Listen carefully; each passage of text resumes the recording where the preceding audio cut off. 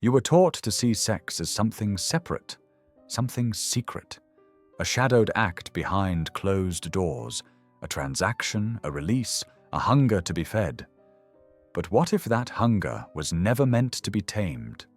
What if it was a doorway, coded with memory, stained with divine electricity, aching to be remembered not as pleasure alone, but as portal? You've been told that spirit is found in stillness, in temples, in silence. But no one told you that the body is a temple, too, and the moans, the quakes, the heat rising from skin to skin. That is its incense. That is its chant. That is its offering. The ancient ones knew this. They did not separate spirit from flesh. They did not blush at the sacredness of sweat. The carved statues of lovers locked in ecstasy, not to arouse but to awaken, to remind that the divine is not found apart from desire, but through it. That orgasm is not climax, it is remembrance, a collapsing of ego into energy, of self into source. But you were not taught this. You were taught shame. You were taught to hide, to silence, to split yourself in two, to pretend that the holy must always be quiet, that God would never arrive in your thighs, and so you began to dissociate, to fracture, to seek the divine in books, in doctrine, in dogma, while secretly searching for it in bodies, in midnight rendezvous, in touches you wouldn't name. And the world called that sin, but your soul called it a clue. Because deep down you knew something sacred stirs in the space where vulnerability meets breath, where trust meets surrender, where you forget your name and become a prayer. The church told you sex was dangerous. The mystics knew it was divinely destabilizing, because true union, when body and soul collide, is revolutionary. The systems don't fear your lust. They fear what happens when you stop being ashamed of it, when you start listening to it, when you realize that the yearning inside you isn't just for another body, but for wholeness, for union, for God, not in a distant heaven, but in hips that rock like waves on ancient shores, in tongues that speak the language of the soul without words, in the heartbeat that drums louder than thought.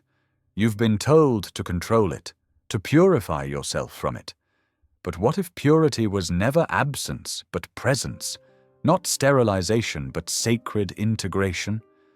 The body remembers what the mind was taught to forget, that the pulse between your legs is not separate from the pulse of the universe, that the same force that moves galaxies is the one that arches your spine, that the Kundalini does not rise in silence, it rises in rhythm, in friction, in surrender. You were made to feel the divine through your skin, through your bones, through the shiver that follows deep connection. And every time you deny that truth, something inside you goes quiet. Not because it disappears, but because it waits. It waits for the moment you're ready to return. Not to dogma, not to control, but to embodiment, to union, to the forgotten truth, that sex is not beneath spirit. It is spirit, in motion, in form, in frequency. The ancients painted it into their temples. The mystics wrote of it in metaphor. The tantrics mapped its alchemy through breath and gaze and inner spiral. They knew that the path to the divine was not always upward. Sometimes it was inward, downward, into the soil of sensation, into the sacred ache, into the body, not away from it. And what if your liberation doesn't begin in your mind but in your pelvis? What if every time you silenced your desire, you silenced your power? And what if reclaiming that desire is the first step toward remembering who you really are? Not just flesh, not just spirit, but the meeting place of both, the sacred yes between the stars and the skin. It didn't happen in a cathedral. It didn't happen in a sermon. The first time the divine touched this world, it did so through breath, through skin meeting skin, heartbeat meeting heartbeat, in a language too primal to be translated. Long before man built altars from stone, the altar was the body, and long before prayer was spoken aloud, it was whispered through the union of two beings dissolving into one. You've forgotten this, not because it isn't true, but because the truth was buried beneath centuries of shame. The body was exiled, the flesh was demonized, and in doing so, so was the divine that lived inside it. They told you God was up there, somewhere, beyond the clouds, beyond the stars. But the mystics always knew better. They knew that divinity folds itself into the shape of sensation. That creation begins not with a word, but with a pulse. That the breath you gasp in ecstasy is the same breath that once stirred the void into being. This is not metaphor. This is memory. The sacred has always entered through the body, not bypassed it. But you were trained to split yourself, to search for heaven with clenched fists and numb hips, to deny the gateway that was built into your blood. But the body has not forgotten. The body never forgets. It remembers what your mind was trained to unsee. It remembers the night you touched someone and touched God at the same time. It remembers the moment you fell into another and felt yourself expand beyond skin. And it's not about the person. It never was.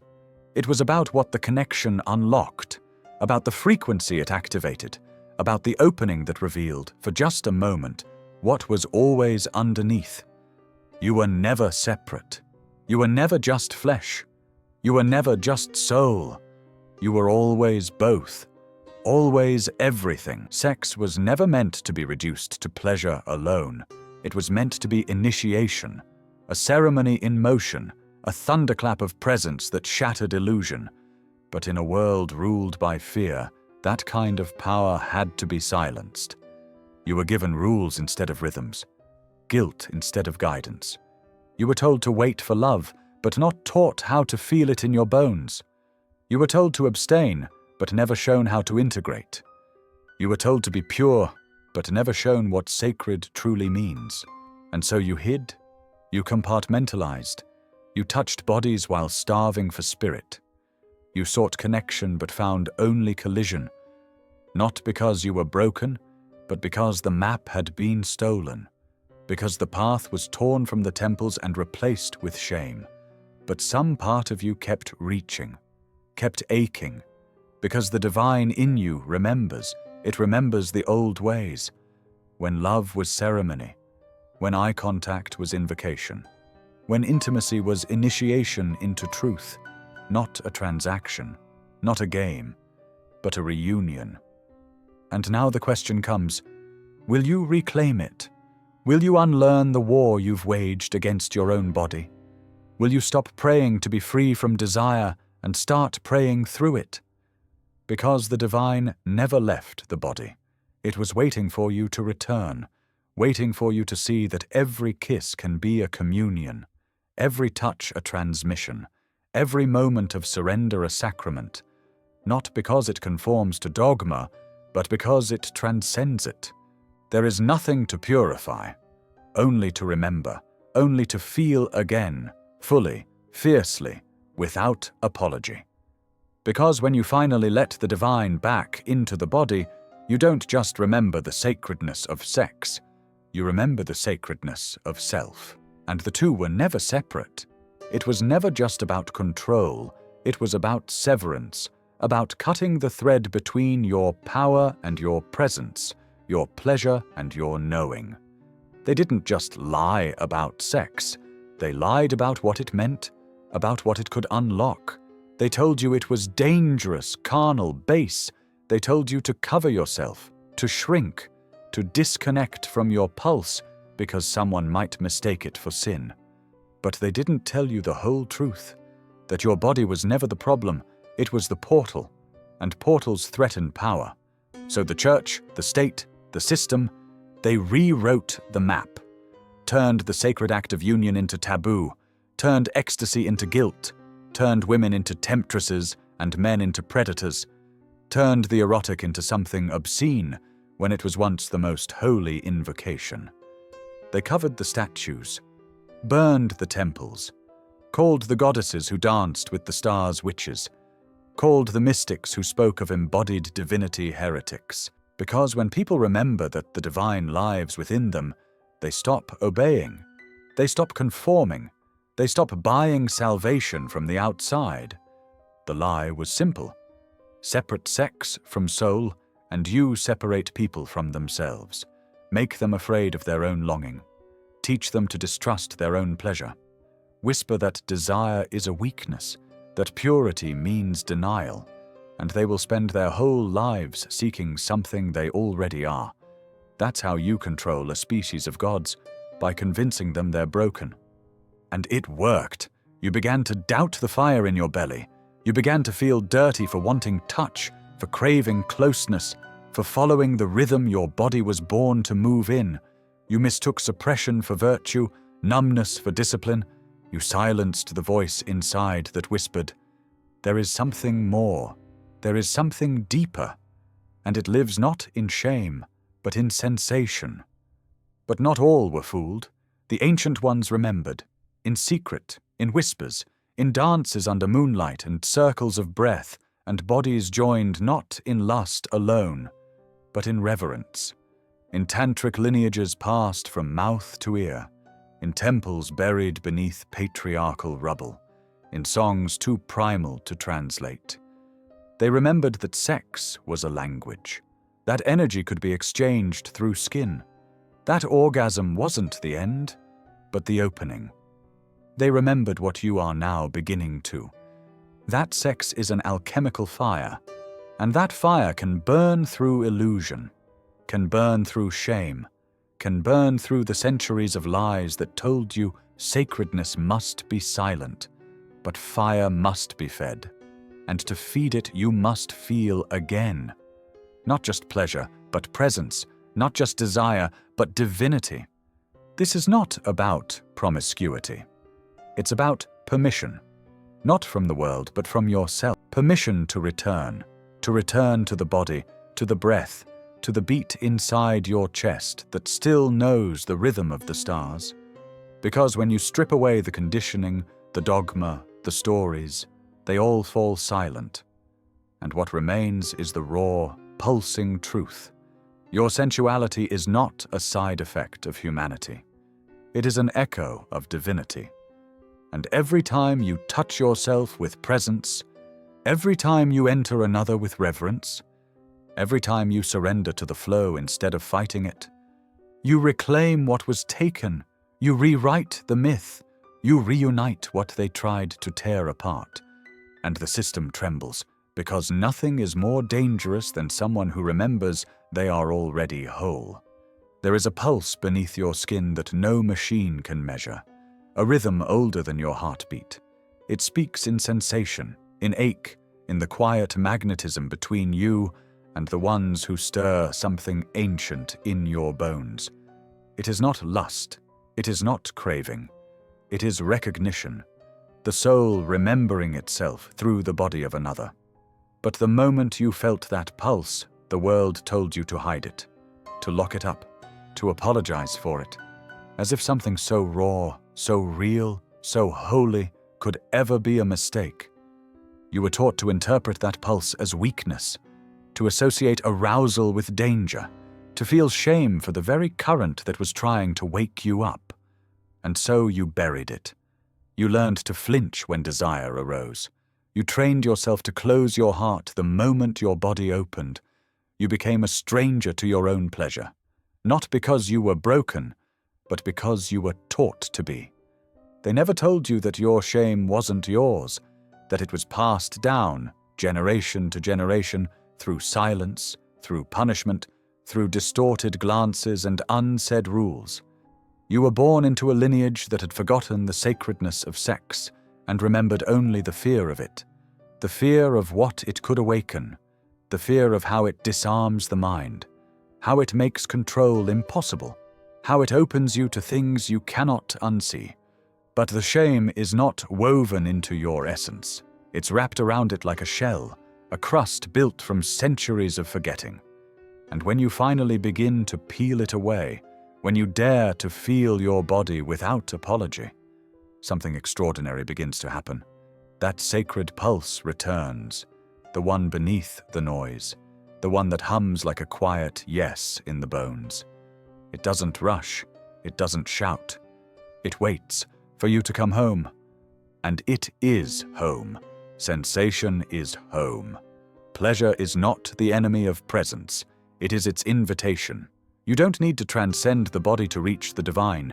You need to descend into it, into its textures, its trembles, its heat, not for someone else, not to be consumed, but to be reclaimed.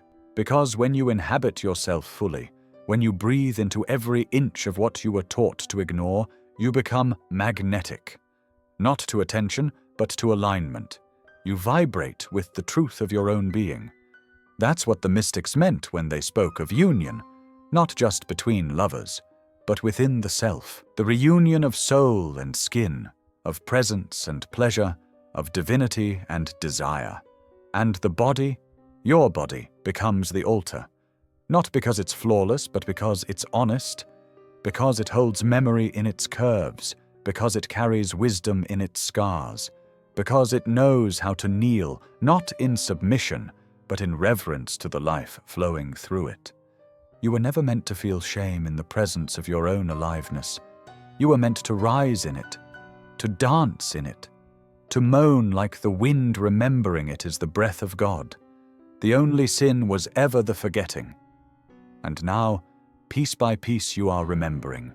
Every time you choose to feel without flinching. Every time you touch yourself without guilt. Every time you love without collapsing. The shame dissolves, the shell cracks, the pulse returns. And through that pulse, you begin to hear something clearer than belief, older than language. I am sacred, I am sovereign, I am whole. It was never just flesh, it was never just skin. Your body has always been speaking, always listening, always translating spirit into sensation and back again. But no one taught you how to listen. They gave you doctrines instead of breath, rules instead of rhythms. They taught you to seek signs in the sky, but never in your spine. They told you to pray upward, but never downward. Never inward. Never into the place where spirit trembles into matter, where the divine whispers through goosebumps and the raw truth of your yes. But the body is the oracle. It doesn't speak in prophecy. It speaks in pulse, in temperature, in longing, in boundaries that rise like instinct, in the way your chest tightens when something is wrong, in the way your thighs open when something or someone reminds you of home. And that home is not outside you. It's not a destination, it's a frequency, one you were born fluent in before the world taught you to forget. There is a knowing that cannot be taught, only remembered. It lives in the hips, in the breath, in the sacred contractions of muscle and spirit, when you allow yourself to feel without editing, when you stop filtering your pleasure through shame, when you stop translating your intuition into language for others to understand. The body knows before the mind does.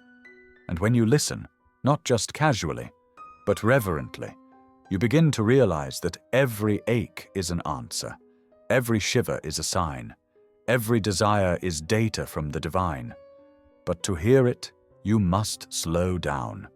You must stop outsourcing truth. Stop asking others if your experience is valid. Stop needing a guru to tell you what your body has been screaming. The oracle never stopped speaking. You just stopped believing it was sacred. You called it a body, a burden, a battlefield. But the mystics called it the vessel, the gate, the grail.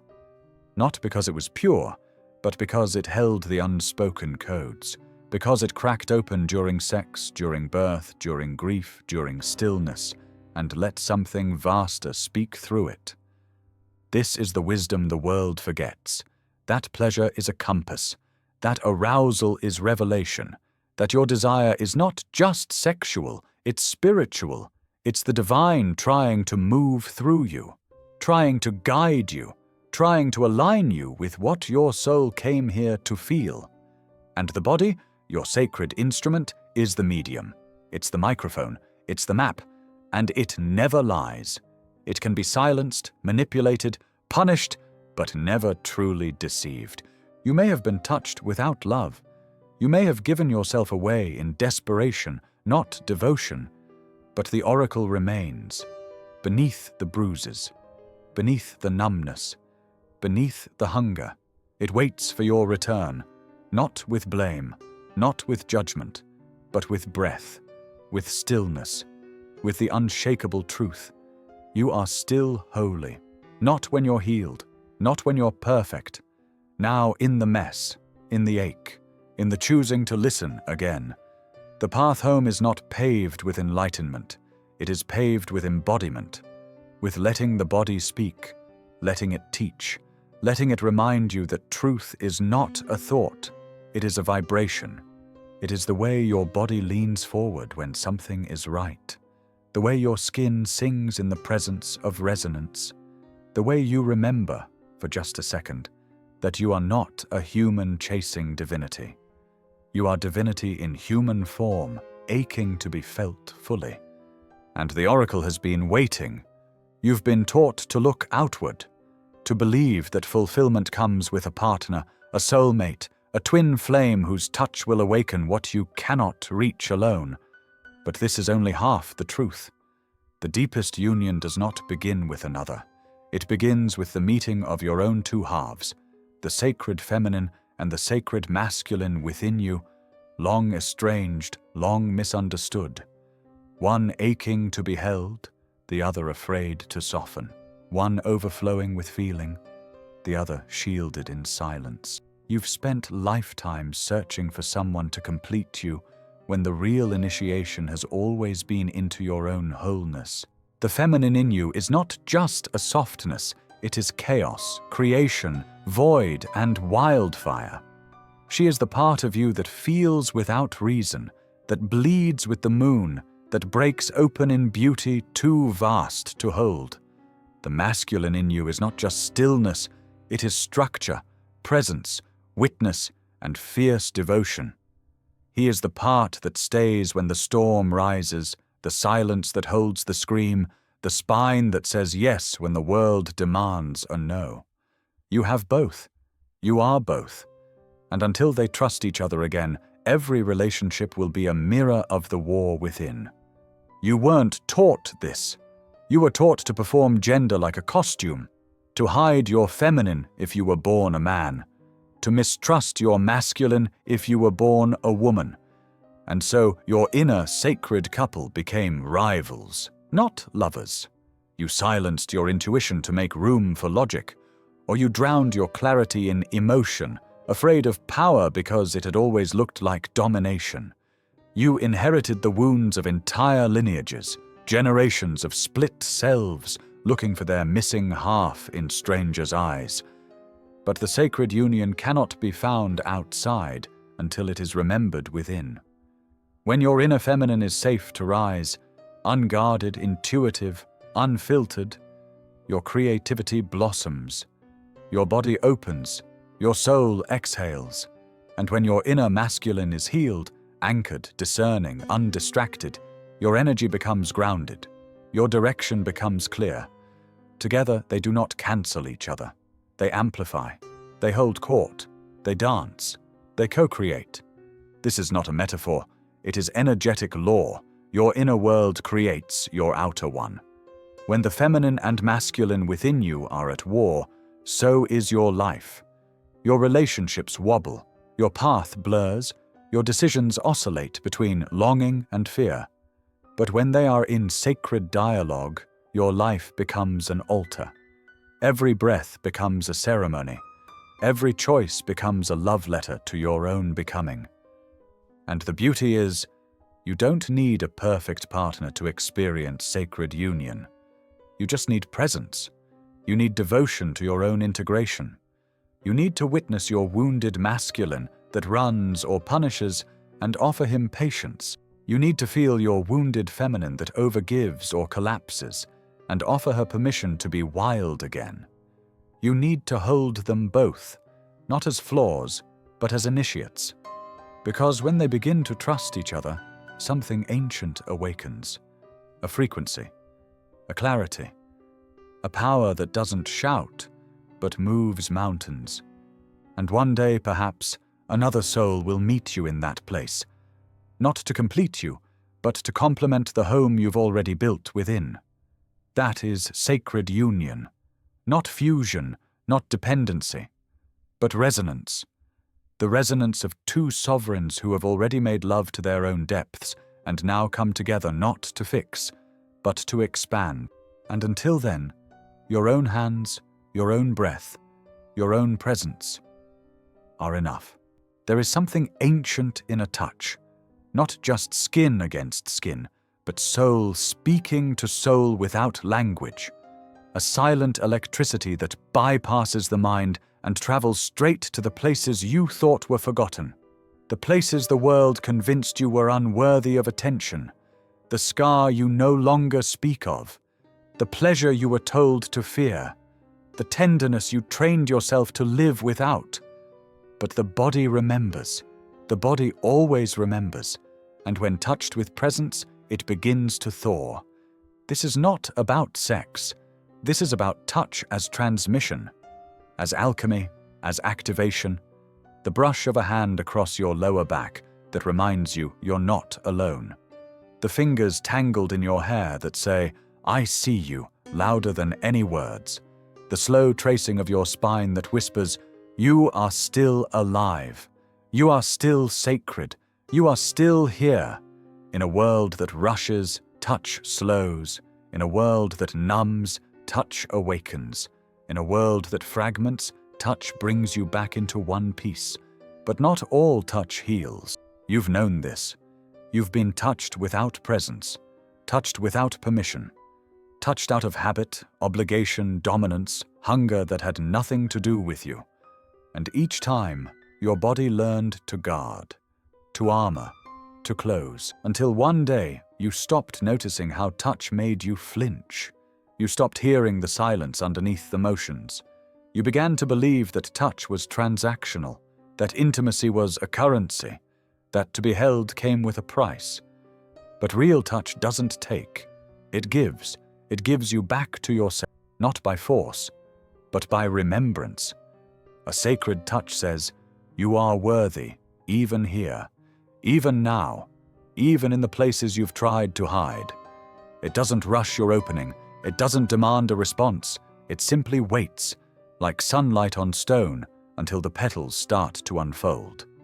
And when they do, something else unfolds too.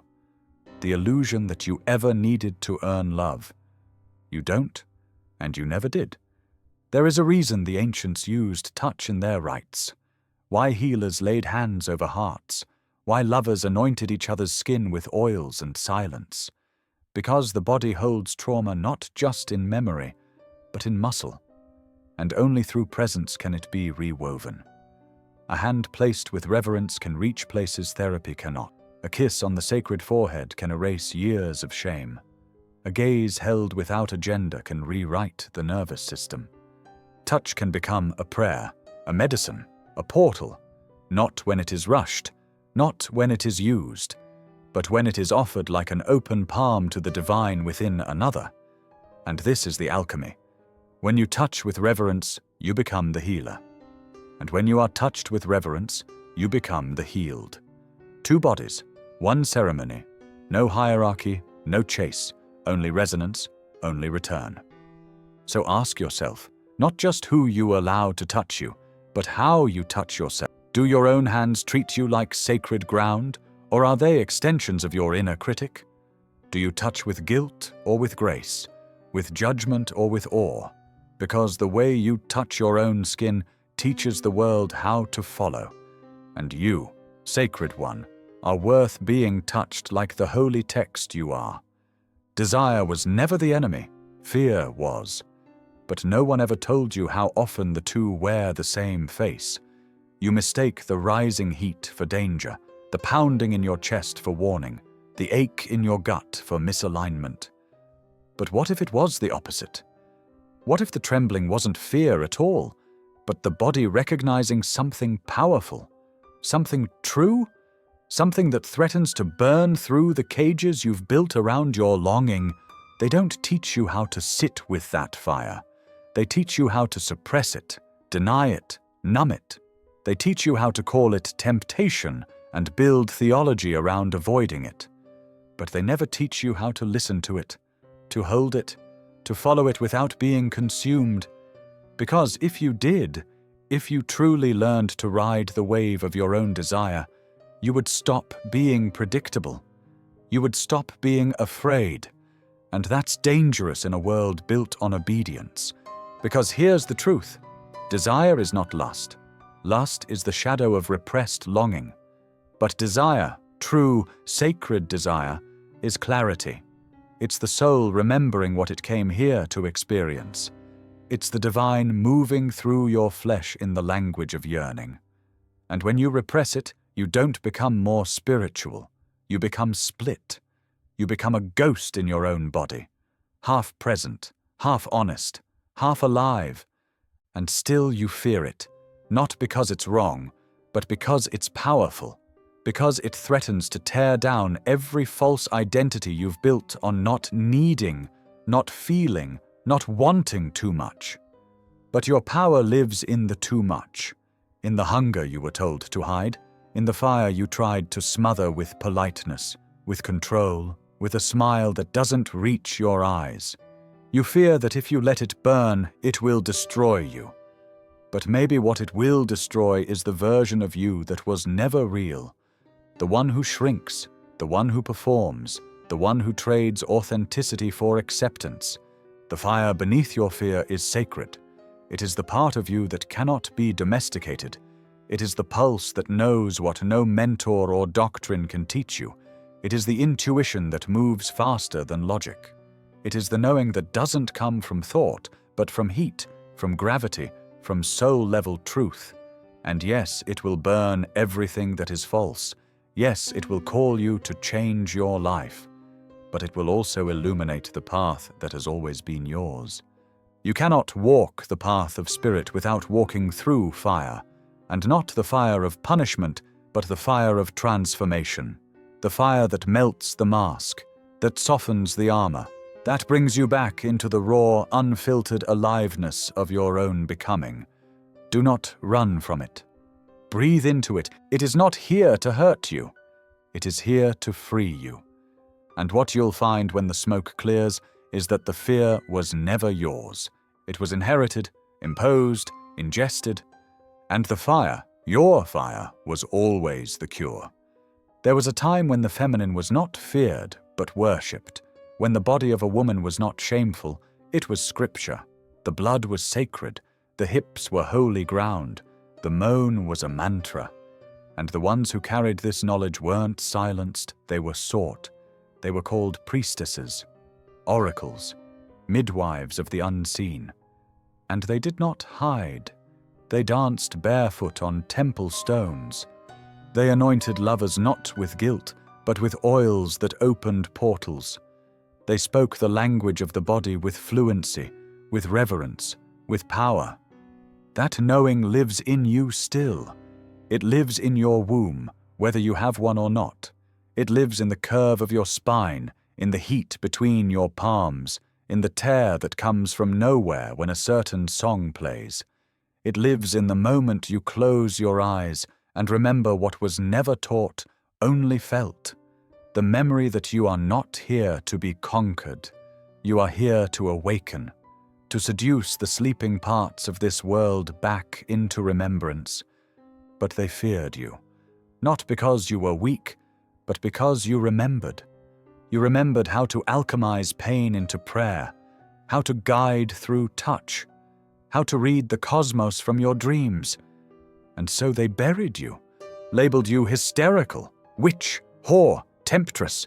They broke your lineages, turned your temples into brothels and your rites into sins. And then they handed you a new story. Be small, be good, be quiet, be clean. Forget the drumbeat.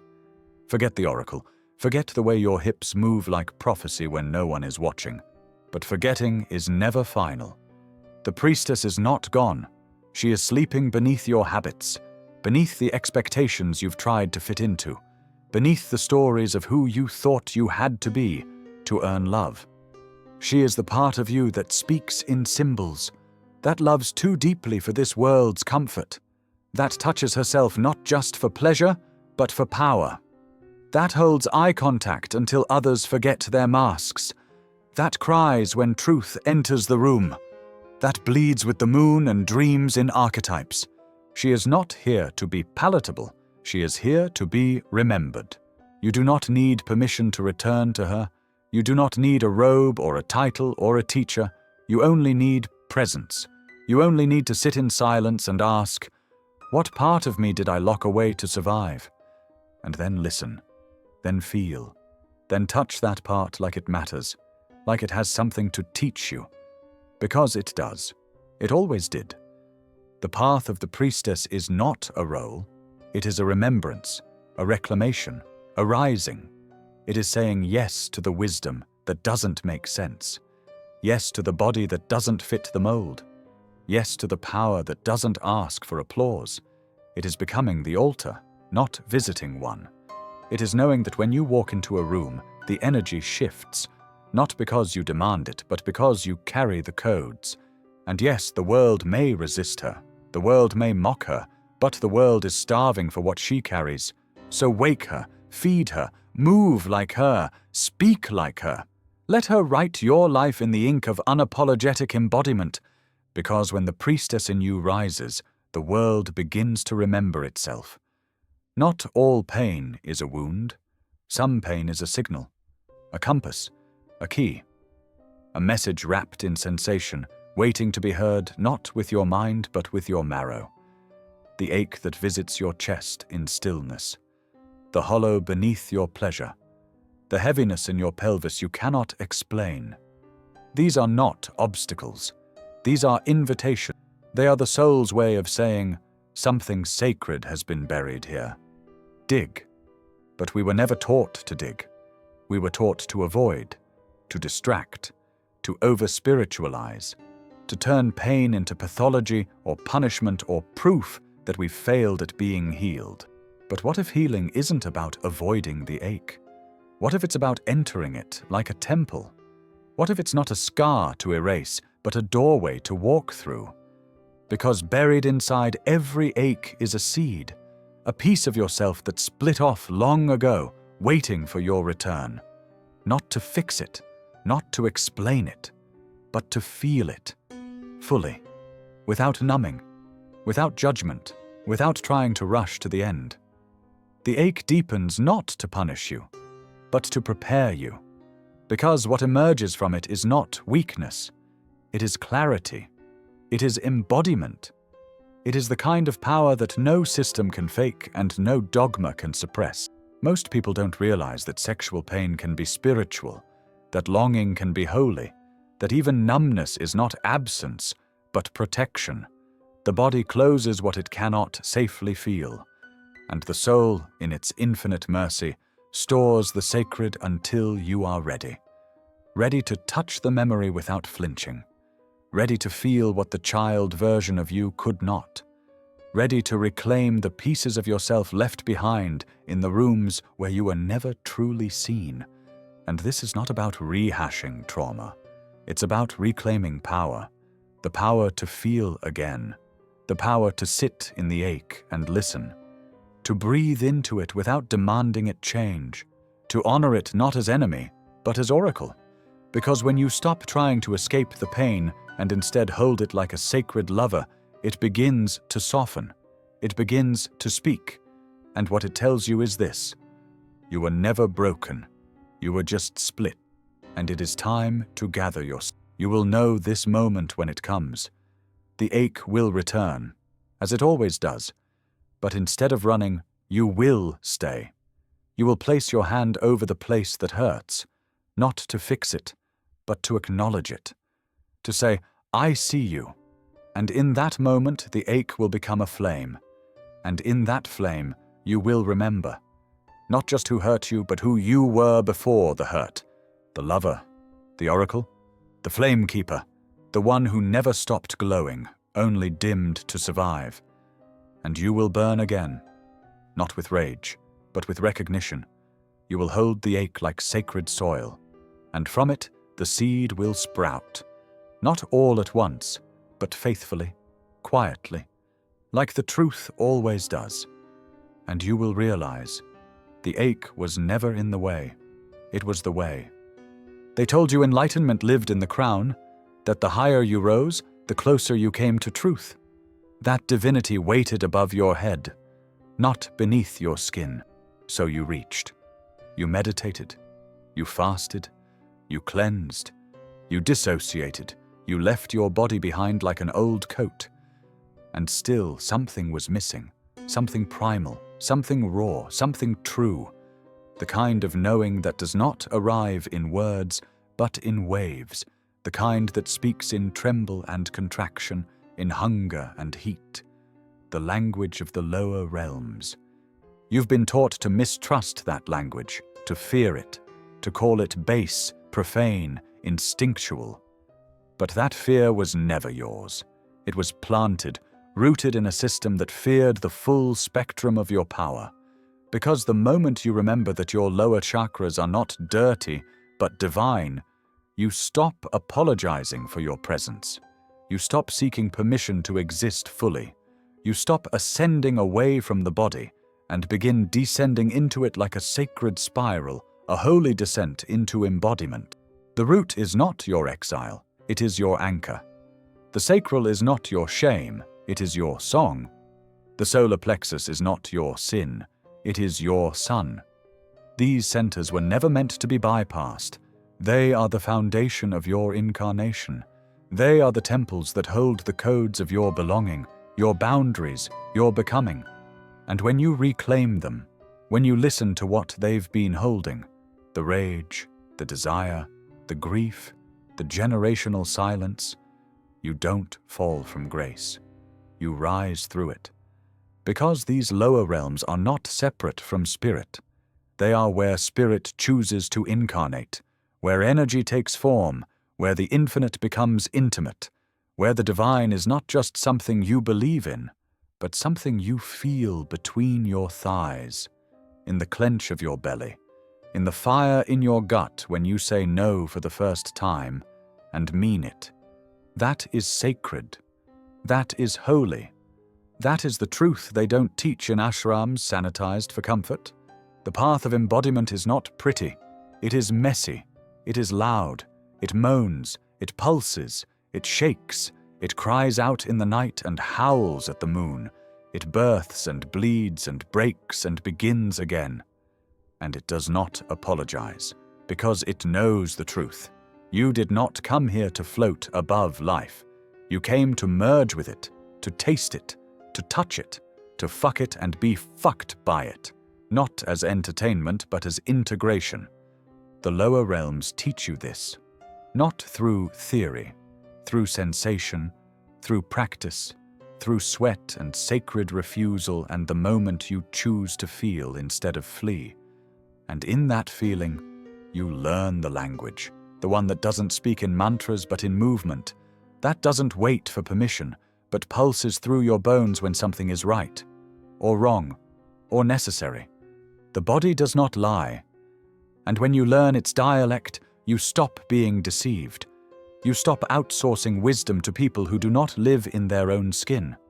You start making love to life itself in all its forms, not from the neck up, but from the ground up, from the root, from the blood, from the place where your divinity is not an escape, but an embodiment. You are not here to transcend the lower. You are here to remember that it was never low to begin with. There is a moment before incarnation when the soul chooses, not just a body, but a blueprint, a path, a purpose encoded in muscle and memory and heat. It chooses sensation. It chooses form. It chooses the tremble of nerve endings and the weight of gravity. It chooses to feel it all, to taste the texture of reality, to know spirit not as an idea, but as a rhythm that lives in hips and hands and hunger. And in that choice, divinity descends, not as punishment, not as test, but as love, in its most embodied form. But somewhere along the way, you were taught to see the body as lesser, to believe that spirit was pure and flesh was flawed, that your impulses betrayed you, that your needs were to be mastered, not met, that your aliveness was something to tame, and so you separated. You called your soul holy and your body a burden. You left yourself even while you were still breathing. But the soul never saw it that way. The soul chose the skin. The soul chose the blood. The soul chose the ache, not for suffering, but for experience, for wisdom that only comes through living, through heartbreak, through arousal, through childbirth and climax, and the long, slow burn of presence. There is no ascension without incarnation. There is no heaven without earth. There is no spirit without form. This is why the mystics danced, why the yogis twisted their limbs into cosmic prayers, why the priestesses bled openly into the soil, because they understood that the divine does not bypass the body, it enters it, and the body in return becomes the altar, the ritual, the revelation. Every scar becomes scripture, every curve becomes cathedral, every breath becomes a hymn that says, I am here, I am home. You are not here to escape yourself. You are here to remember what it means to be spirit in motion, God with fingerprints, infinity with heartbeat. The divine did not make a mistake in making you physical. The mistake is thinking you must become less human to become more holy. You were never meant to leave your body to find your soul. You were meant to dive into it, to let the breath bring you back, to let desire guide you deeper, to let pleasure become your compass, not toward indulgence, but toward integration. Because the moment you feel fully, without censor, without shame, you open the gates. Energy flows, stories unravel, truth pierces. You stop performing spirituality and begin embodying it. You stop chasing light and start becoming it, not in abstraction, but in texture, in sweat, in the sacred mess of it all. So bless your skin, bless your thighs, bless your spine and your breath and the pulse that quickens when you follow what lights you up. You are not a soul with a body. You are a body that remembers it is soul. And every time you choose to stay with yourself, in pain, in pleasure, in the liminal between, you anchor that truth into the earth. This is how heaven comes to earth, through you.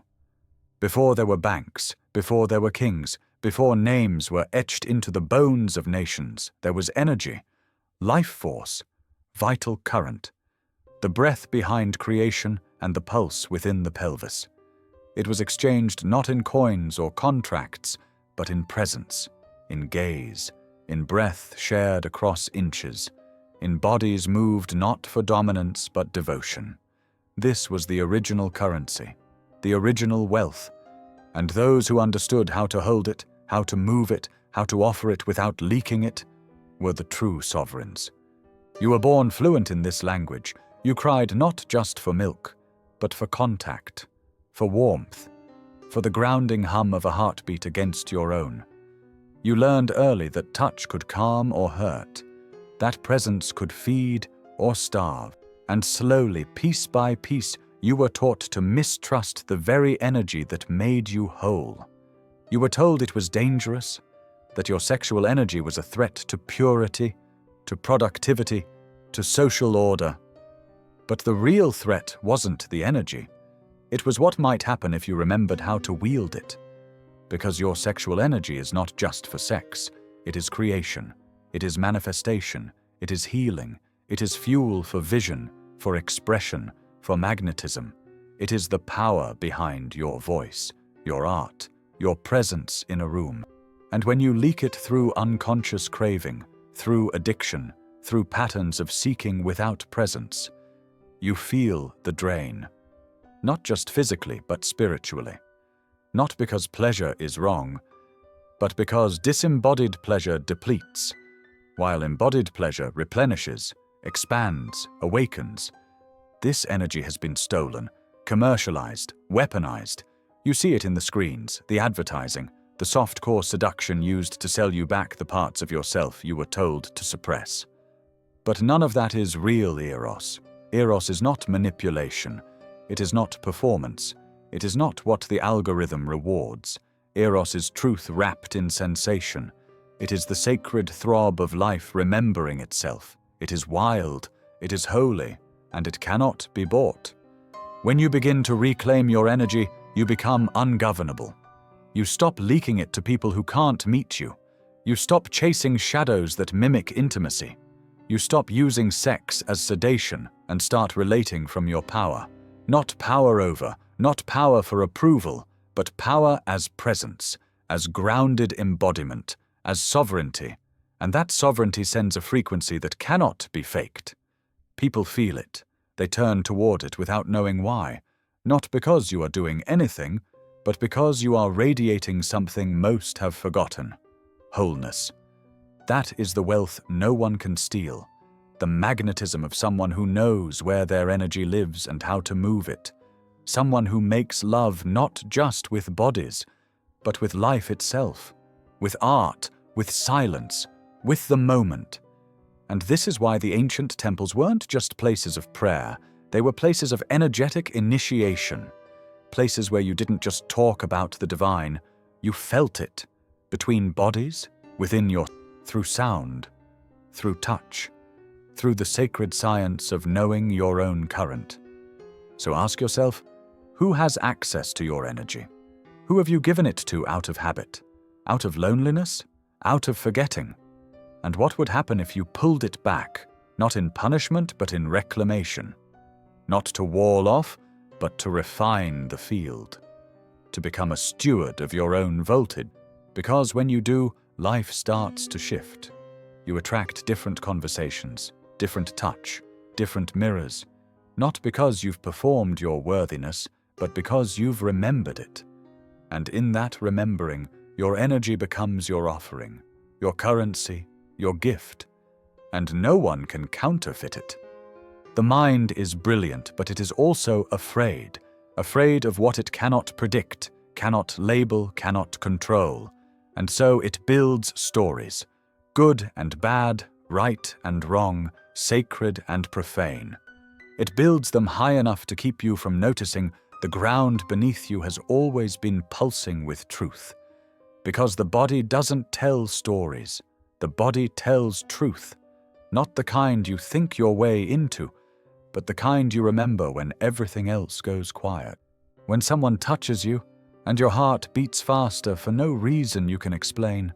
When your stomach tightens before a lie is even spoken. When your skin flushes in the presence of something or someone that your soul hasn't forgotten. That's not drama. That's data. That's guidance. That's the intelligence beneath language. The kind of knowing that lives in your fascia, your fluids, your breath. The body doesn't wait for permission to speak. It speaks through pulses, through temperature, through patterns too precise to be random. And every time you override it, something in you goes dim. Not because the truth disappears, but because you stopped listening. You've been taught to trust intellect over intuition, logic over sensation.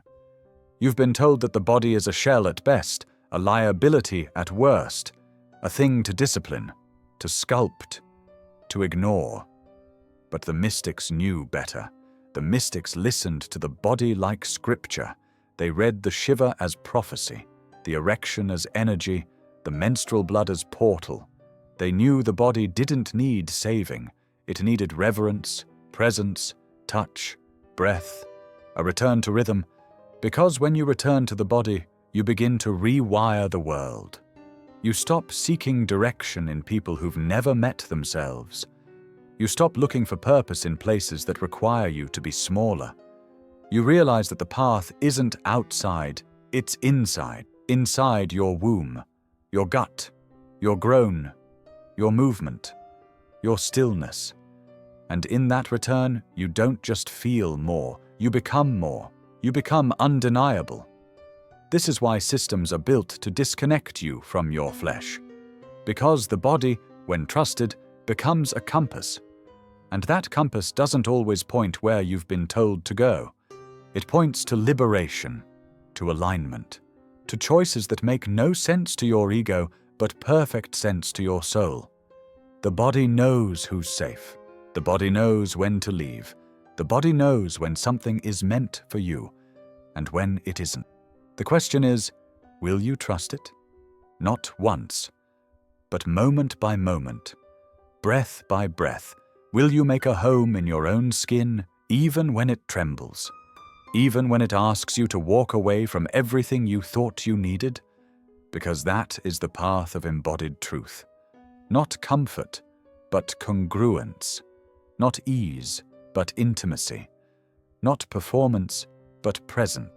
And in that presence, something ancient wakes up. A deeper self.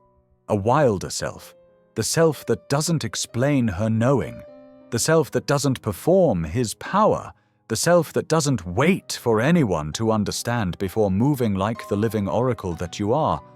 This is not theory. This is practice. This is the body as temple, as teacher, as truth. And every time you return to it, you remember what the mind forgot. You were never lost. You were just living too high in a house that was always built from the ground up. Surrender is not weakness. It is not giving up. It is not collapse. It is not the silent consent of those too tired to resist. Surrender, real, embodied, sacred surrender, is power refined into trust. It is the moment your body opens not because it's been forced, but because it's been witnessed. It is the choice to exhale, to soften, to let something beyond strategy move through you, something ancient, something intelligent, something holy. But the world doesn't teach you to surrender.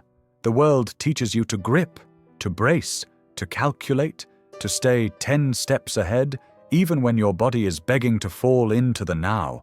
You were taught that control keeps you safe, that softening is exposure, that yielding is defeat. And so you armored. You built walls so high not even your own soul could climb them. You called that strength, but your soul calls it survival. And survival has its place. But it is not the same as living. To live fully, to love fully, to meet God in the mirror of another's eyes, you must surrender. Not once, but again and again, to sensation, to truth, to the unraveling of the parts of you that only know how to hold. Because in the deepest erotic experiences, in the most spiritual initiation, what actually awakens you is not the doing. It's the undoing. It's the letting go. It's the melt. It's the quiet sob that escapes when you finally stop pretending you don't need to be held. Surrender is the breath after the cry, the moan after the pause, the moment your thighs unclench and your jaw lets go and your spine curves into the language your mind can't speak. That is the threshold. That is the portal. And that is where the sacred enters, not through force, but through permission. There is a surrender in every orgasm, a surrender in every act of creation, a surrender in every real yes and every real no. The kind of surrender that's not about someone else taking control, but about you returning to your own rhythm. The surrender of truth, of honesty, of being seen all the way through, and staying. The ancients knew this. That's why surrender was woven into every rite of passage, into every initiation, not as submission, but as transformation. They knew that to meet the divine, you had to be emptied, not erased, but opened. And you cannot open when you are clenching. You cannot open when you are pretending. You cannot open when you are performing a version of yourself that never breathes all the way in. This is why the body must lead. Because the body knows when it's time. The body knows when you've held on too long. The body knows when surrender isn't weakness, it's wisdom. So let the breath drop. Let the armor soften. Let the illusion of control melt into the pulse that's always been there. And in that space, in that stillness, in that raw unraveling, you will not find failure. You will find freedom. Because surrender isn't the end, it's the opening.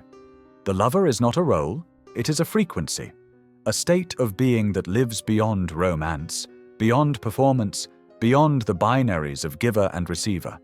The lover lives in you, whether or not another is present, whether or not you are touched, whether or not your body is desired.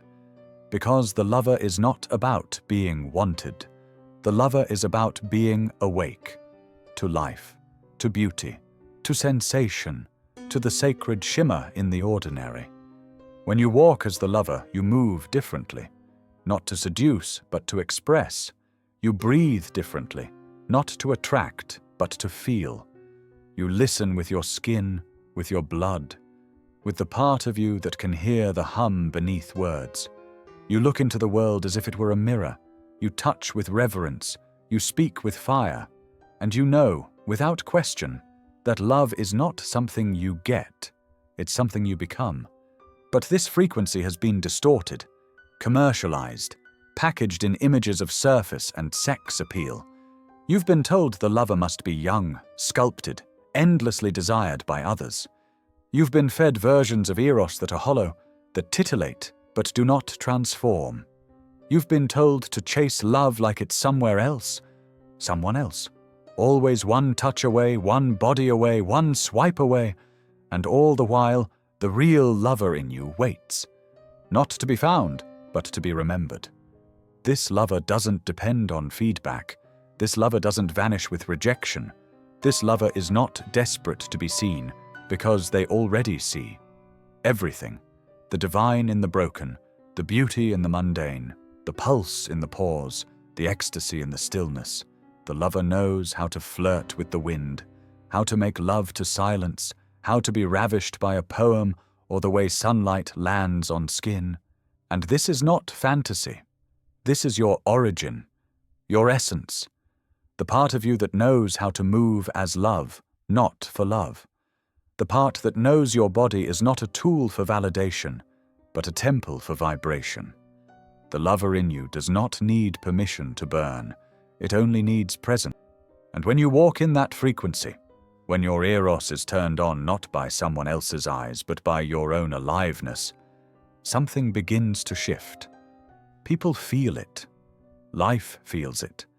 You stop being an object and start being an oracle. You stop performing and start radiating, and your relationships become reflections of that truth. They either rise to meet your frequency or fall away with grace. Because the lover doesn't cling, the lover blesses, and yes, the lover still aches, still grieves, still longs. But that longing is not a wound, it's a prayer, a sacred reach towards something more real, more full, more alive. And when that longing is met, from the outside or from within, it is not consumption. It is communion. You don't need a partner to awaken the lover. You only need permission from yourself to feel deeper, to move slower, to speak sweeter, to burn cleaner, to soften, not into weakness, but into the kind of strength that comes from knowing you are enough. Not because you've been chosen, but because you've chosen your... And when that happens, when the lover in you rises, life begins to respond. Not with noise, but with resonance. Not with attention, but with alignment. Because the universe, too, is a lover. And it has been waiting for you to remember how to meet it. You've been told to find God in cathedrals, in scriptures, in silence. And yet some of the holiest moments you've ever known didn't happen in temples. They happened in bed, in sweat, in the way your body opened without needing a reason, in the way you lost track of your name, your thoughts, your story, until only presence remained. And presence, real presence, is where the sacred always waits. But no one told you it could happen there. No one told you that the divine doesn't discriminate between altars and bodies, between incense and breath, between prayer and moan. Because to the divine, there is no separation, only frequency, only intention. And the moment your touch becomes reverent, the moment your gaze softens into truth, the moment your breath synchronizes with another's heartbeat, you are there. In the temple, in the throne room, in the cosmos. You don't need to levitate to be holy. You don't need to chant in Sanskrit or travel to sacred sites. You need only to show up, fully, fiercely, vulnerably. To stop dividing the sacred from the sensual. To stop pretending that climax is less than communion. Because when it's real, when it's rooted in presence and fueled by trust, you are not having sex. You are praying. You are invoking. You are channeling the divine into matter, into each other. This is what they didn't teach you. That two bodies can become one frequency. That skin can translate light. That penetration can be a portal. That orgasms, when met with awareness, are not just releases, but gateways, explosions of stored truth, collisions of spirit and flesh that crack you open to something far beyond biology. You have touched this before, even if only for a second. The way your whole body buzzed after, the way time melted, the way you cried, not from pain, but from something too big to name. That was not just emotion.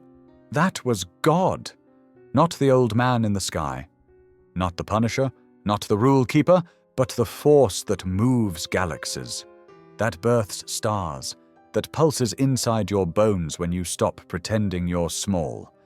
And this is why sacred sexuality matters, not just because it heals trauma, not just because it deepens love, but because it reminds you of who you are, what you're made of, what you're capable of, that you are not just a vessel for pleasure, you are a vessel for power, for presence, for remembering. But sacred doesn't mean serious. It doesn't mean stiff or choreographed or perfect. It means honest. It means whole. It means present enough to say no when it's not right. Present enough to stay when it is. Sacred sexuality is not a technique. It's a devotion. A way of meeting yourself and another without masks, without goals, without the script. Just energy. Just breathe. Just being. And when that is the foundation, even the smallest touch becomes cosmic. Even the quietest breath becomes a bridge. Even the gentlest gaze becomes revelation. You don't need to escape the body to touch God. You need to enter it. Fully, deeply, lovingly. And let the divine find you where it always has, in the places you were told it would never go. You thought the pain was a detour, a punishment, a curse stitched into your flesh without your consent. You thought the heartbreak meant you had failed, that the disconnection, the numbness, the touch that left you feeling emptier than before meant something in you was broken. But pain has always been initiation. Grief has always been the gate. And the wound was never in the way. It was the way. Because where you hurt is where you hold. Where you ache is where something ancient waits to be remembered. You cannot reclaim your sacredness without meeting the place it was stolen from. You cannot embody your pleasure without walking through the door of the place you abandoned it. And you cannot remember your wholeness without first seeing where you decided you weren't enough. This is not cruelty. This is alchemy. And the body, in its infinite mercy, does not forget. It stores what the mind disowns. It carries the memories you weren't ready to feel, the betrayals, the violations, the nights you froze when you wanted to flee, the moments you gave yourself away just to be touched, just to be chosen. Your nervous system remembers the places you stopped breathing. Your skin remembers the stories your voice never told. But here is the sacred truth. Memory is not just trauma. It is also power. It is also access. And the wound is not a sentence. It is a signal. A sacred alarm saying, here, right here. This is where you lost yourself. And this is where you can come back. Coming back is not fast. It is not linear. It is not tidy. It is a spiral. It is a raw, shaking, brave return. It is breath in places you once held your breath. It is sound in places you once went silent. It is movement in the parts that were frozen. And yes, it may hurt, but this time the pain is not a theft, it is a release. You cannot skip this part. Not if you want to be whole. Not if you want to hold power without grasping. Not if you want your pleasure to come from presence, not performance. This is what true embodiment asks of you. To walk back through the rooms you swore you'd never enter again. But this time, with light. This time, with love. This time, with the part of you that knows you survived. And as you walk, the shame begins to dissolve. Not because it's been erased, but because it's been seen. Because it no longer needs to protect you. Because you have become the guardian now. And that changes everything. Because on the other side of that wound is a gift, a key, a power you could not access until you stopped running, until you stopped pretending that healing was supposed to look like transcendence, until you understood that the only way out is in, that the only way to be free is to feel. The lover is forged in the wound. The oracle awakens in the ache. The priestess is crowned where she once bled. And you become who you were always meant to be. Not despite the pain, but because you chose to meet it. Hold it, and finally, let it teach you how to open. The heart was never just a muscle, it was always a temple, a gate, a transmitter that speaks not in words but in resonance. You felt it, how it expands when truth enters the room, how it contracts before your mind can explain why, how it breaks not to wound you, but to make more space for light. The heart is not weak. The heart is not naive. The heart is the portal through which soul enters the body and love becomes a force, not a feeling. But they didn't teach you to live from here. They taught you to lead with the mind, calculate with the brain, perform with the body, and bury the heart under layers of logic. Because the heart is dangerous to systems built on control. The heart says, leave when everything looks good on paper. The heart says, stay when everyone else tells you to run. The heart doesn't follow trends, it follows truth. And truth is rarely convenient. So you learned to armor it, to guard it with pride, to decorate it with achievements, relationships, identities that looked like love but never felt like home.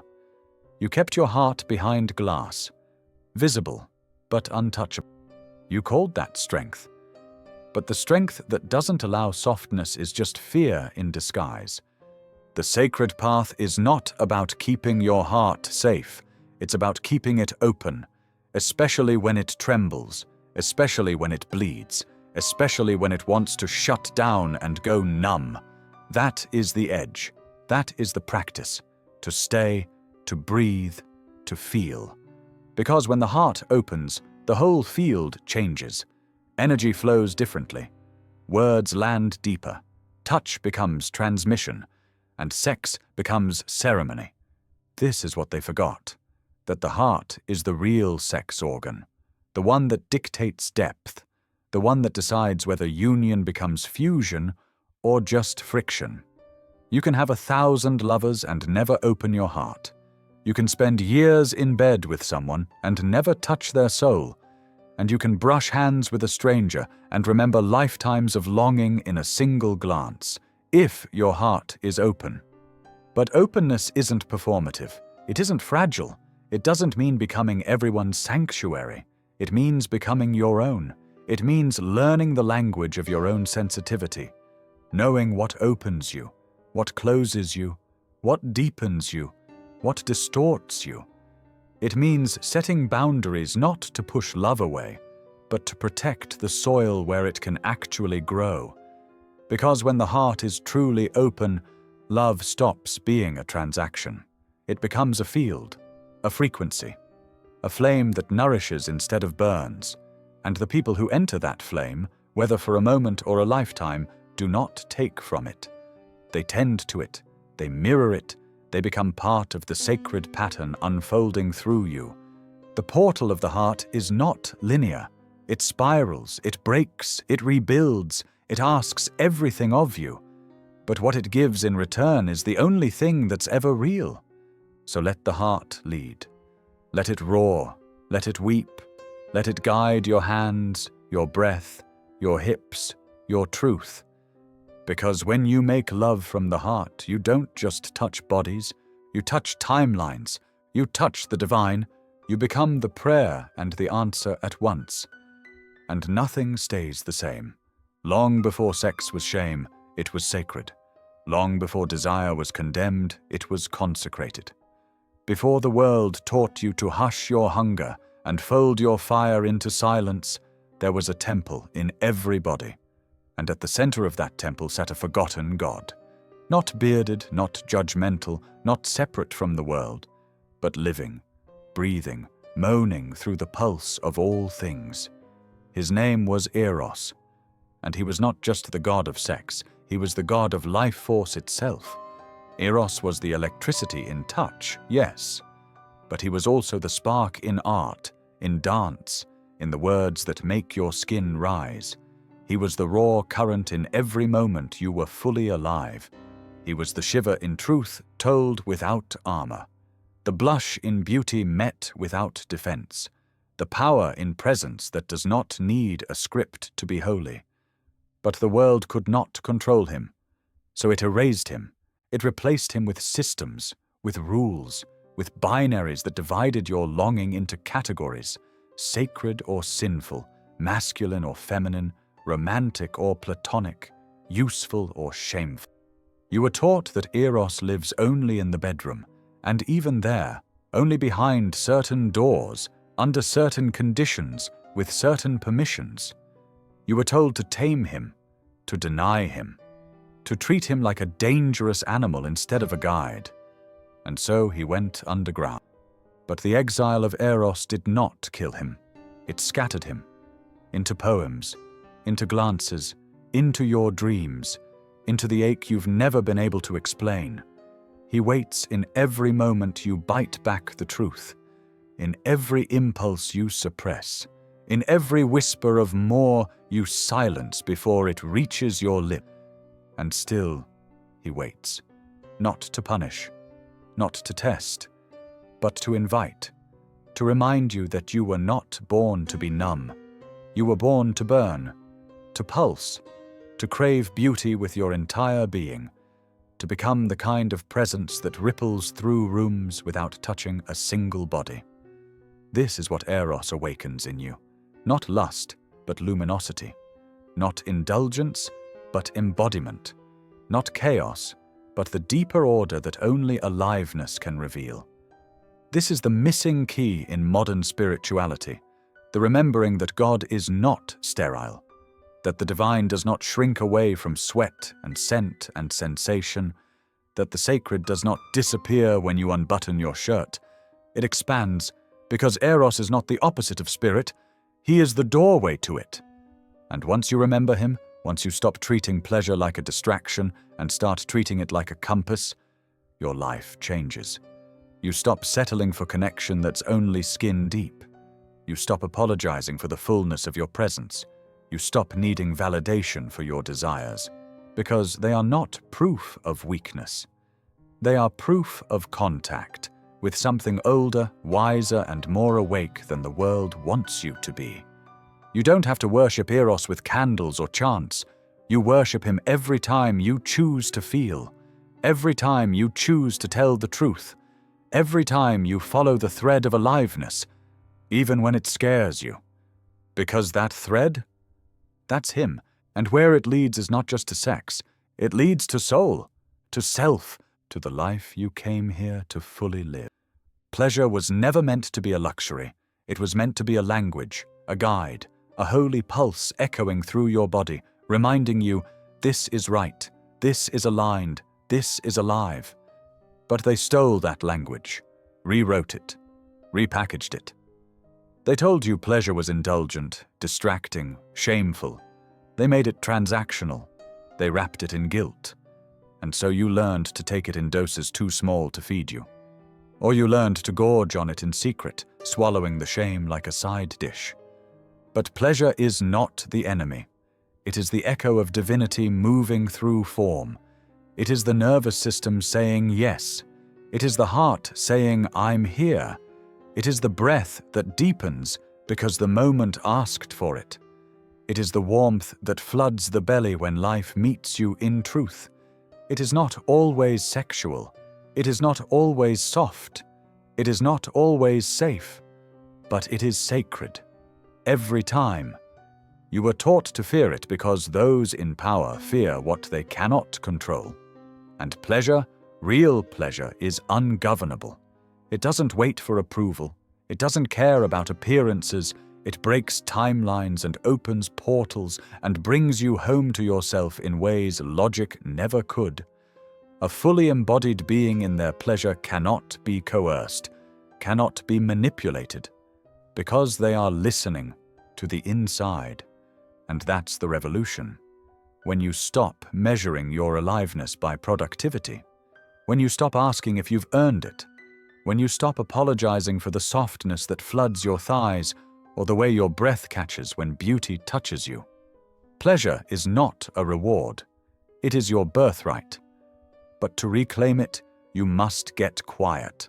Not perform quietness, but enter it, into the subtle, into the way your hands crave to touch without agenda, into the way your body sighs when music hits the right chord, into the moments you are so present, so tuned in that even the wind becomes erotic. You begin to feel again, not just what feels good, but what feels true. You begin to discern. You begin to refine. Pleasure teaches you boundaries, not from scarcity, but from sovereignty. Because when you know how to feed yourself on sensation, you stop chasing scraps. You stop settling for touch that doesn't see you. You stop enduring connection that numbs instead of nourishes. You become selective, not because you are guarded, but because you are sacred. And this is how you begin to rewrite the story. From the inside out. From I have to earn pleasure to I am pleasure. From I need someone to give me this to I am already full. From pleasure is a sin to pleasure is my compass back to source. You reclaim the pulse. You follow it. And it leads you not away from the divine, but straight into it. Because God doesn't just speak in silence. Sometimes she moans, sometimes he trembles, sometimes the voice of the sacred arrives in the heat of your own hips and the tears that rise when you finally let yourself enjoy what was always meant for you. He was never meant to be cold, never meant to be hard, never meant to be armor wrapped in skin. The sacred masculine was never born to conquer. He was born to hold, to witness, to protect not through domination, but through presence. And somewhere he remembers. Buried beneath centuries of distortion, there is a man inside every being, regardless of gender, who remembers what it means to stand still in chaos, to be the calm, not the storm. But the world taught him otherwise, told him to man up, told him to silence the ache, ignore the intuition, bury the tears, told him to perform power instead of live it. And so he began to forget. He became a caricature, a provider without presence, a penetrator without permission, a protector so armored he could no longer feel what he was fighting for. The divine masculine was not destroyed, but he was buried. Beneath shame, beneath suppression, beneath the fear of his own tenderness. And yet he waits. He waits in the stillness. He waits in the breath. He waits in the heartbeat that slows when he stops performing. He waits in the desire to protect something not from ego, but from reverence. He waits to be remembered, not as the opposite of the feminine, but as her complement, her mirror, her anchor, her fire forged into clarity. The sacred masculine is not loud. He doesn't shout his worth. He doesn't need applause. He listens. He sees. He stays. Not because he has nowhere else to go, but because he chooses to stay. In the room, in the breath, in the presence of pain without trying to fix it, in the presence of beauty without trying to own it, in the presence of truth without trying to run. He is not perfect. He does not always get it right. But he moves with integrity. He speaks from his center. He is not afraid to be seen. And when he opens, really opens, he becomes the kind of silence you can lean your entire soul against. The kind of structure that doesn't confine, but expands. The kind of strength that holds space for the feminine to rise in her wildness without fear. And he too has wounds. Wounds from lifetimes of being told to dominate or disappear. Wounds from being punished for softness. Wounds from carrying the guilt of his lineage. But the sacred masculine does not collapse in guilt. He alchemizes it into action, into accountability, into devotion. He heals not by becoming left, but by becoming whole. You've seen glimpses of him. In the way someone holds your gaze without turning it into possession. In the way a hand rests over your back, not to guide, but to grab. In the way a voice speaks truth without needing to be heard. You've felt him. Maybe even in you, in the part of you that wants to show up deeper, more awake, more present. He is rising again. Not through war, but through remembrance. Not to fight the feminine, but to rise with her. Because this new world we dream of will not be built on one pole alone. It will require the union, the integration, the sacred dance. And when the masculine remembers his original essence, he no longer needs to prove. He simply is, still, strong, soft enough to feel, sharp enough to protect, present enough to love, sacred enough to stay. She was never the problem. She was the pulse, the mystery, the ocean beneath the surface. But the world didn't know what to do with that much feeling, that much knowing, that much aliveness in one form. So they called her too much, too sensitive, too dramatic, too chaotic. And they silenced her, slowly, systematically, in women, in men, in all who carried her frequency. The feminine became unsafe, not because she was dangerous, but because she couldn't be controlled. You were told to fear her, to judge her mood swings, to distrust her intuition, to suppress her sensuality, to label her grief as instability and her passion as hysteria. And so, the world clipped her wings, and then blamed her for not flying. But she remembers. She remembers how to bleed without breaking, how to feel without apology, how to hold space so vast it becomes its own healing. She remembers the taste of surrender that doesn't mean weakness, but wisdom. And she remembers how to speak not with volume, but with vibration, a frequency that can undo centuries of forgetting in one. The feminine becomes safe again when we stop asking her to shrink, when we stop requiring her to make sense, when we let her cry without explanation, rage without censorship, create without needing a market, move without needing a map. She becomes safe again when we allow her to take up space as is, wild, wombed, woven in mystery. She becomes safe when the world remembers she is not chaos, she is creation. And yes, she has wounds, deep ones, scars carried in wombs and in memories and in throats that closed too soon. But the feminine does not heal through silence. She heals through sound, through movement, through She does not heal in straight lines but in spirals. And when we make room for that, when we let her be, she rises, not to dominate, but to restore. She becomes safe not because she is tamed, but because she is. When her waves are no longer feared but honored, when her body is no longer consumed but when her yes and her no are heard with equal holiness, when her sensuality is no longer stolen, sold, or shamed, but recognized as sacred life force. You've felt her before, in the dance that didn't ask permission, in the tear that cracked open a decade of silence, in the kiss that felt like home even though you'd never been there. That was her, not a person, but a remember. And when she returns in you, and she will, you must be ready to hold her, not contain her, Not fix her, hold her, as space, as witness, as sacred companion on the journey back to whole. Whether you identify as woman or not, the feminine is in you, waiting, longing, not just to be expressed, but to be welcomed. Because when she is safe, everything begins to soften. The war quiets, the masks fall, the body blooms, and love stops being a concept and becomes a current. The feminine is not rising alone. She is rising because the world is finally remembering what it means to feel again, to trust again, to surrender again, not to the system, but to the sacred. You thought awakening would be a crescendo, a blinding light, a singular moment where everything cracked open and stayed open forever. But no one told you that after the expansion comes the embodiment, that after the vision comes the integration, that the real work is not just seeing the truth, but living it, breathing it, choosing it when it's inconvenient, embodying it when no one is watching. Integration is the new initiation.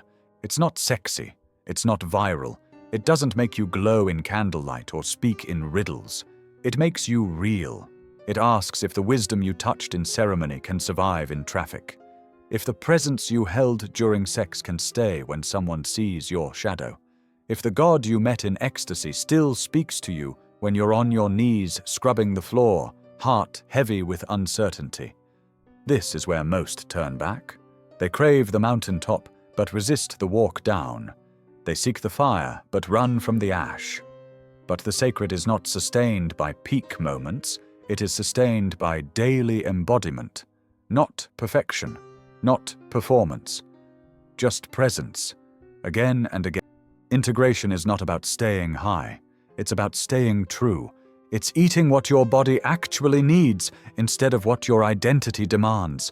It's setting boundaries when your nervous system says no, even when your trauma says, please love me. It's choosing rest without guilt.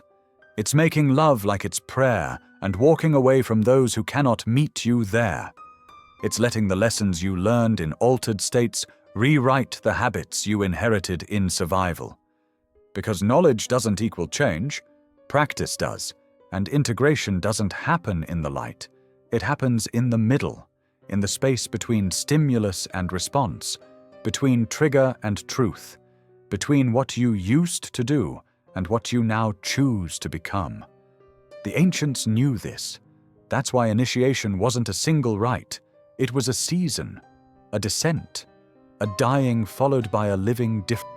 The temples trained not just for visions, but for integration, for embodiment, for becoming the bridge between what is divine and what is human, not by escaping the world, but by walking through it. And this is the threshold you stand on now. Not whether you've seen enough, but whether you will live what you've seen. Can you hold your sacred sexuality when you're tired and unvalidated? Can you honor your boundaries when your heart wants to abandon it? Can you walk the truth you preach even when it costs you comfort? This is the real ceremony. This is the altar, your life. This is the prayer, your choices. And this is the offering, your integration.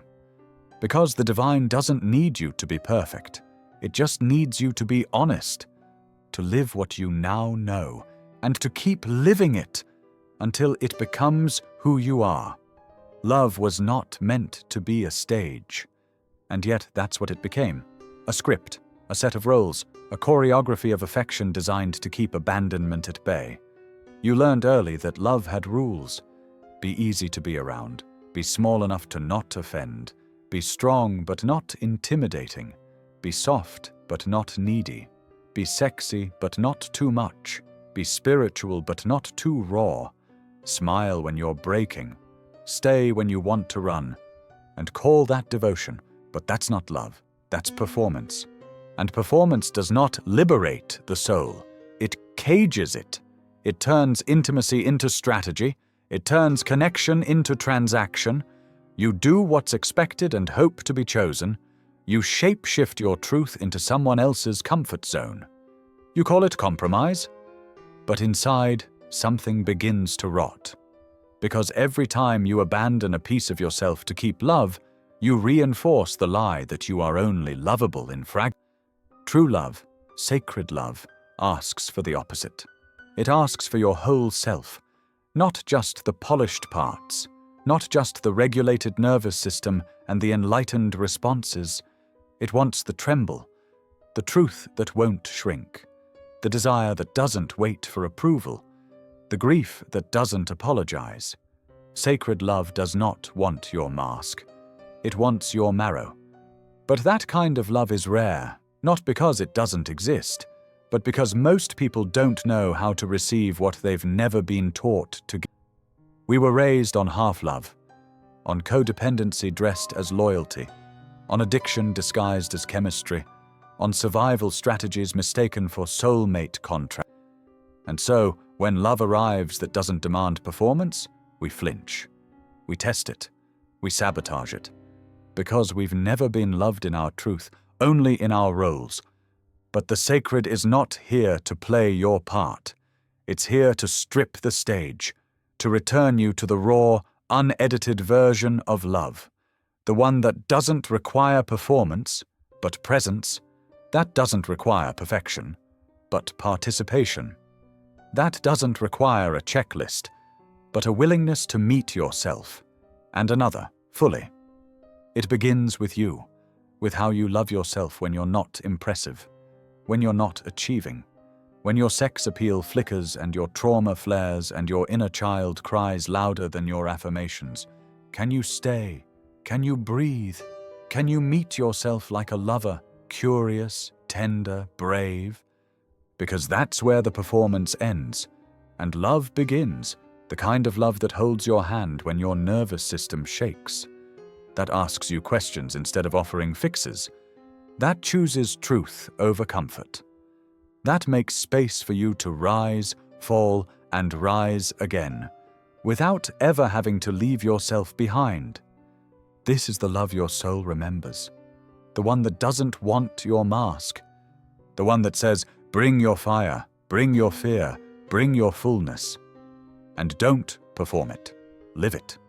You were taught to divide them, to keep one behind closed doors and the other behind stained glass, to whisper about the erotic in the dark and to speak of the holy only in hushed reverence stripped of flesh. But they were never meant to be separated. Because the erotic is not the enemy of the holy, it is the doorway into it. The erotic is not just about sex. It is the pulse of life saying yes. It's the breath that deepens when truth is spoken. It's the moment your skin responds to beauty without needing a reason. It's the tears that rise when your body is held without agenda. It's the power of sensation as scripture, unwritten but undeniable. But you were told to be afraid of it, that to feel too much was to lose yourself. That desire was dangerous. That pleasure was a path to corruption. So you split yourself. You performed sanctity with your mouth and buried your eros in your hips. You wore devotion on your face while starving for touch beneath your ribs. And in that fracture, you lost access, not just to your body, but to the God that lives inside it. Because the erotic is where the divine descends. It's not up in the sky. It's not locked in sacred texts. It's in your cells, your pelvis, the breath that quivers after orgasm, the gaze that lingers a second longer than logic allows, the dance that spirals without choreography. That is holy. That is sacred. That is what the mystics knew and the institutions feared. You do not find God by avoiding the erotic. You find God by entering it, fully, consciously, not as a means to an end, but as a sacred encounter with the mystery of being alive. To taste, to touch, to be touched, not for validation but for communion. That's the erotic in its sacred form. It awakens, not to consume, but to connect. And connection is the holiest act we have. This is why the mystics weep during lovemaking, why the breath slows to stillness after climax, why two people can collapse into laughter or tears after their bodies merge. It is not confusion. It is remembering. The body remembering it is not separate from God. The soul remembering it came here to feel. The sacred remembering it is not sterile. It is sensual. You've glimpsed this in those moments where you lost the edge between yourself and something greater, where your body became a prayer, where time melted, where nothing was being achieved and yet everything felt complete. That was the erotic. That was the holy. That was the part of you that knows. To feel deeply is not to fall. It is to rise. The erotic doesn't pull you from the sacred. It delivers you to it. Not through performance, but through presence. Not through shame, but through surrender. Not through escape, but through embodiment. So bring your whole self to the altar. Bring your hips, your hunger, your hands. Let the divine meet you there, because it's already waiting. And it never asked you to choose between ecstasy and reverence. It asked you to remember that they were always one and the same. It's not just sound, it's not just pleasure. A moan is a memory, a signal, a spell. It is your body speaking the language of the soul, without filter, without permission, without apology. It is vibration rising from the root, through the womb, through the chest, through the throat, where it finally says, I am here, I am feeling, I am remembering. You were taught to silence it, to bite your lip, to hold your breath, to turn the most primal expression of aliveness into something private, something shameful, something too much. But long before moans were muted by walls and morality, they were welcomed in temple, invited, honored, carried as songs into the sacred. Because the moan is not just about sex, it's about truth. It's what happens when the body stops pretending, when the layers fall and the mask melts, and you are no longer performing desire, but becoming it. When your nervous system feels safe enough to sound the frequency of freedom. You don't moan because you are weak. You moan because your body can no longer contain the energy. You moan because something is rising, not just sensation, but self. And in that rise, you remember. You remember what was hidden, what was denied, what was sacred long before it was censored. The moan has always been a portal. It's why lovers hold their breath when they hear it. Why energy shifts. Why some people feel exposed when they let it out. Because it carries more than sound. It carries signal. This is real. This is holy. This is mine. And not all moans are of pleasure. Some are of grief. Some are of rage. Some are of the old pain your body never got to release. Some are of the joy that finally has room to rise. Some are of birth, of death, of all the versions of you coming undone so something truer can emerge. The voice is sacred, and the throat, the bridge between heart and head, between knowing and feeling, is one of the most colonized places in your body. That's why reclaiming your sound isn't just personal, it's ancestral, it's elemental, it's spiritual rebellion. Every time you moan fully, consciously, without shame, you rewrite history, you break a spell, you awaken a lineage, and you remember. You remember that your moan is not a mistake, it is not extra, it is not an indulgence, it is a message, it is a medicine, it is a frequency that says, I'm no longer hiding, I'm no longer holding back, I'm no longer pretending that this moment, this touch, this breath is anything less than sacred. So moan when you make love, moan when you cry, moan when you stretch, when you rise, when you break and rebuild and rise again. Let it be raw, let it be messy, let it be you, because the divine does not require silence to enter, it requires truth. And sometimes truth sounds like a scream. Sometimes truth sounds like your grandmother's soul echoing through your own open mouth. And sometimes truth sounds like a moan, not just of release, but of remembrance. They told you to look for your other half, to find the one, to search until someone made you. But that was never the sacred design. Union was never meant to complete you. It was meant to mirror you, to reflect your wholeness back in a form so intimate, so precise, it would wake up the parts of you still sleeping. You are not a half. You never were. You are a sovereign field of energy, memory, soul, and skin. A living and the purpose of sacred union is not to fill your empty spaces. It is to amplify what already lives in you. It is to invite the divine into the shared space between two fully awakened beings, not to fuse, but to resonate. But this is not what you were shown. You were raised on scripts, on fairy tales soaked in codependency, on partnerships that rewarded self-abandonment and called it love, on attraction rooted in trauma bonds and scarcity, on relationships where being chosen was more important than being seen. And so, when you began to awaken, when your body began to speak again, when your soul began to demand presence, you found yourself alone. Not because you are unworthy of love, but because the world rarely teaches how to hold love that does not ask you to shrink. You began to meet yourself in the mirror, in the silence, in the ache, in the absence of someone else's arms. And in that space, something shifted. You stopped chasing love as a rescue. You began to embody it, to become it. That is the foundation of sacred union, not possession, not obligation, not proximity masquerading as intimacy, but frequency, alignment, two sovereigns choosing to build a third energy between them, a field of shared devotion where love is not owned, but. And when that union arrives, whether for a season or a lifetime, it feels different. It's not a high, it's not fireworks, it's not a distraction from your path, it is your path. It holds you accountable to your truth. It requires you to grow. It asks for the raw, not just the radiant.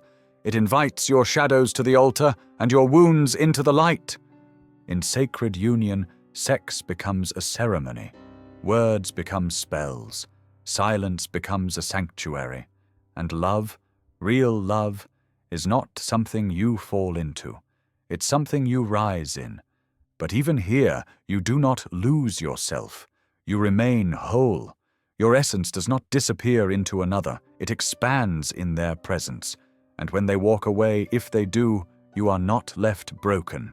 You are left changed, initiated, burned clean by the fire of being fully met. So stop waiting for someone to complete you. You were never incomplete. The partner is not the prize. Your wholeness is, and any union that does not recognize that is not worthy of the temple you've become. You searched for it everywhere, in churches, in scriptures, in sacred geometry and ancient mantras.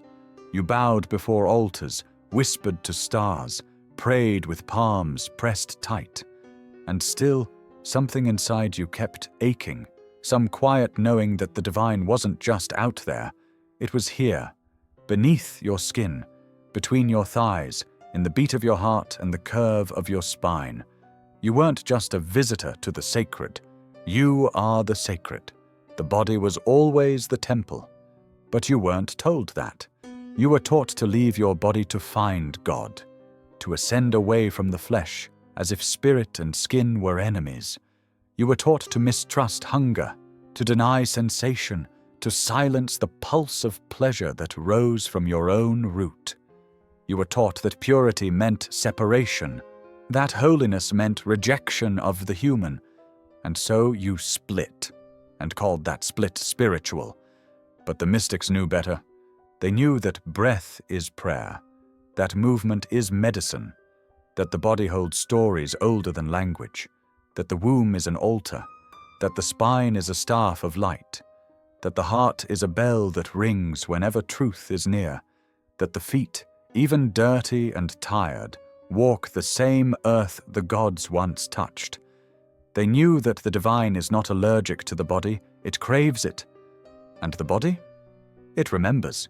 Even if you forgot, even if you rejected it, even if you called it names or cursed its shape or wished it away, it still remembers how to open, how to heal, how to bring you home. It holds the map to every piece of yourself you exiled. And when you return, when you stop treating your temple like an enemy, you will feel it. The shift, the thaw, the quiet yes that rises without language. Because God doesn't just enter when you're still. God enters when you dance, when you scream, when you breathe into the places you once numbed, when you touch yourself with reverence, when you allow your hips to move like memory, when you cry out, not in pain but in power. That is worship. That is wisdom. That is what you've been starving for under all the rules. You don't have to earn this return. You don't have to cleanse yourself into worthiness. The temple has always been open, the doors never locked. All you have to do is enter, with breath, with presence, with the willingness to remember that you were never separate, that your body is not the barrier to the sacred, it is the bridge. So come home, come back, not to the heavens above, but to the skin you're in, to the pulse, to the blood, to the soft miracle of being alive. Because when you worship from the body, you don't just remember the divine, you become it. All this time, you were looking for it, the missing piece, the sacred other, the key to the mystery, the hidden code that would finally reveal why you've always felt too much, longed too deeply, burned too brightly. You thought it lived in a partner, in a ritual, in a lineage you'd forgotten. But what you were chasing was never outside of you. It was you, beneath the noise, beneath the roles, beneath. You were always the union, the sacred marriage of flesh and frequency, the breath between cosmos and blood, the holy paradox where divinity wears skin and doesn't apologize for it. You are not becoming whole. You are remembering wholeness. You are not learning the way. You are the way. And every ache, every rupture, every secret moan was not a mistake. It was a breadcrumb, a trail back to your truth. You've walked through shadow and silence. You've touched yourself not just to feel, but to. You've met lovers who mirrored your light and others who showed you your edges. You've screamed into pillows and cried into the arms of the divine disguised as a stranger. And now you see. You were never waiting for someone to hand you the sacred. You were carrying it in your womb, in your heart, in your voice, the whole time. This is what they tried to hide. That the power they told you to seek in temples and systems was always woven into your being. That the divine didn't come down to visit you. It rose up through you. Every time you trusted your pleasure, every time you honored your number, every time you let yourself want without guilt and love without apology. You are the priestess and the prayer, the initiator and the initiate, the flame and the altar, the serpent and the spine. And now the myth ends, the chase dissolves, not into passivity, but into presence, not into silence, but into sovereignty. You walk differently now, not because you've added something new, but because you've shed the lie that you were ever lacking.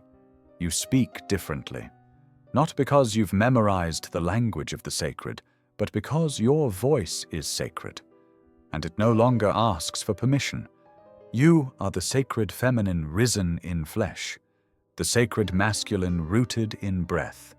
You are the lover and the beloved, the erotic and the eternal, the ache and the answer, the question and the frequency. And every time you touch yourself with reverence, every time you make love from your heart, every time you say no with clarity and yes with your whole body, you embody the union you thought you had to find. This is the end of the forgetting. This is the beginning of embodiment. You are no longer seeking the sacred. You are living it. And the world remembers itself through you.